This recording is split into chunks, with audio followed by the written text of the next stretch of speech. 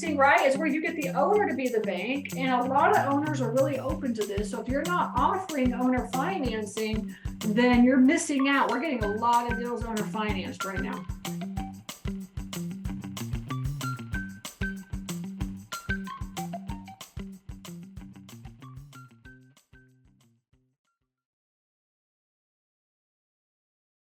Now, conventional is where you get the fixed terms. Okay, conventional is where you're going to put 25% to 30% down, or more sometimes. I have to say hard money lenders really kind of want. I could add hard money lenders here, but conventional is 25 to 30% down. And then the interest rate is going to be like, it's going to be between 7 and 8%. Okay, 7 and 8. Right now, this is right now. This is not a year ago or 2 years ago, and this could change in the next year. But this is right now, okay? 7 to 8% interest, fixed. Okay, and then the fees, and then there's fees, but it's not really too bad, honestly, with the fees. And the length is the fees are high here, fees low, and then the length. The length is going to be like 20 years, right? Where this one is going to be, this one most likely will have a balloon too. Okay, but sometimes you can get fixed on SBA loans. This just depends on the lender.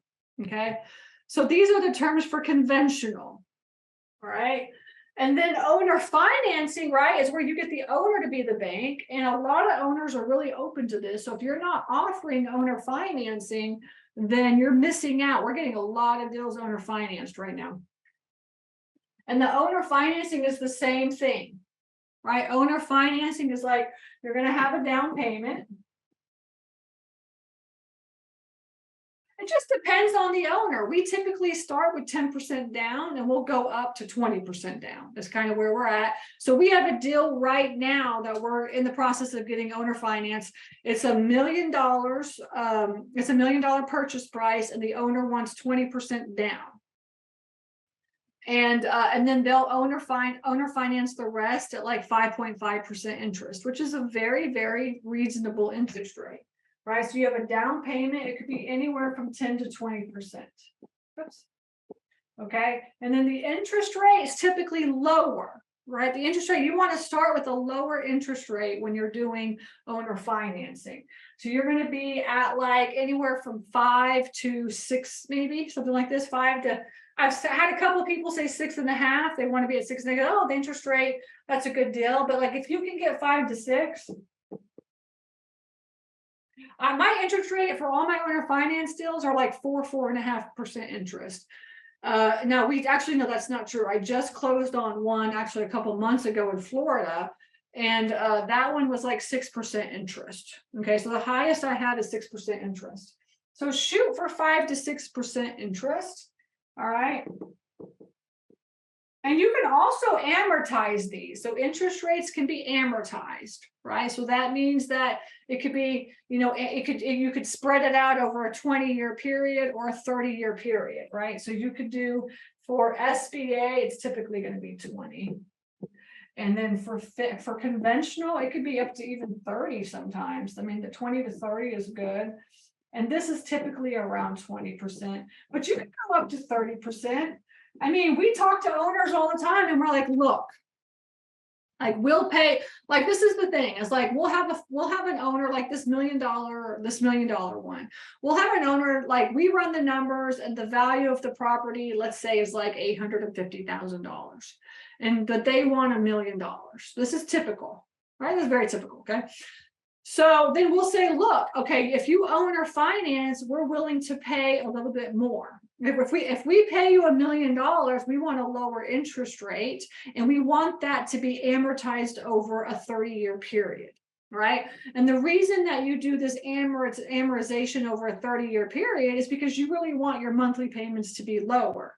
So yes, we'll pay more money for that property. We're okay with paying that, because the truth is like, You will pay less money for a property if you can get that property owner financed and you can get these terms really kind of fixed and worked out, right? And you can look at your cash flow. You can typically get a better deal in the long run if you get the owner to owner finance.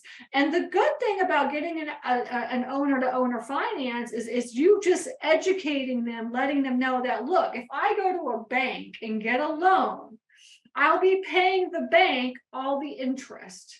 Why don't I just pay that interest to you? So not only am I going to be paying a little bit more for this property, on top of that, you're going to be making money on this interest as well. And that's kind of how we go about talking about it. And we explain and educate them. And then also in our offer letter, we make sure that we share that. We are sharing the offer letter, okay? So we're sharing the number. Actually, this is what we're sharing in the offer letter. I'll kind of give you an example of that here in just a minute. But so the owner financing, I mean, the truth is like, do you want to pay the bank that, or do you want to pay the owner that? And why not just make the owner wealthy? Why do you want to make all the banks wealthy, right? And that's kind of what I tell all of them. And so, you just kind of have to educate owners, because a lot of owners don't understand these concepts as well too. But so then you can get that amortization. You can get it longer. You could say, look, at 20, if I pay you 6% interest over 20 years, my mortgage to you is going to be this, but my cash flow is not going to be enough for me to be able to run this property. So why don't we amortize the mortgage that I have to you over 30 years and decrease it just a little bit so that I have this better cash flow? And that's really the purpose of using the tool for amortization, right? So that you can get that mortgage down, so you can get your cash flow higher. Okay, so figuring out your interest rate and figuring out your years of amortization is like super key in what your cash flow is going to be. Okay, and so that's like a big tool. Hey everybody, this is Stacy here. Thank you so much for watching this video. I am here to teach you how to get your foot into this industry. You're watching this video because you want to learn how to get started in self-storage investing, or maybe you own facilities and you want to be a better manager, a better owner. That is what I do, is I teach people how to do that. So please like this video and also subscribe, hit the subscribe button, because that's what YouTube wants. So in order for me to get out the word on how to get started in this industry, I really need your help. Again, I appreciate you listening to me, and I'm here to help you on this journey, and I will see you in the next video. Take care.